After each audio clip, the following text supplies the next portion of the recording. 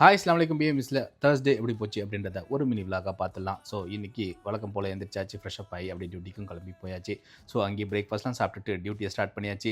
So duty இன்னைக்கு கொஞ்சம் பிஸியாக தான் ஸ்டார்ட் ஆச்சு. ஏன்னு கேட்டிங்கனாக்கா வீக்கெண்டு நெருங்கிட்டு இருக்கிறதுனால அதே சமயத்தில் லஞ்ச் பிரேக்கும் வந்துருச்சு. ரூமுக்கு வந்து ரைஸ் குக் பண்ணிவிட்டு நாள் வச்சுருந்த மட்டன் கிரேவியை சூடு பண்ணி சூப்பராக லஞ்செல்லாம் முடிச்சுட்டு திரும்பவுமே டியூட்டிக்கு போயாச்சு. ஸோ மதியமும் டியூட்டி பிஸியாக போயிட்டு இருந்த சமயத்தில் 6 மணிக்கு டியூட்டியை முடிச்சுட்டு ரூமுக்கு வந்துட்டேன். ஸோ இன்றைக்கி நான் எதுவும் கிரேவிலாம் வச்சுக்கல. மதியம் உள்ள மட்டன் கிரேவி எங்கிட்ட மிச்சம் இருந்துச்சு.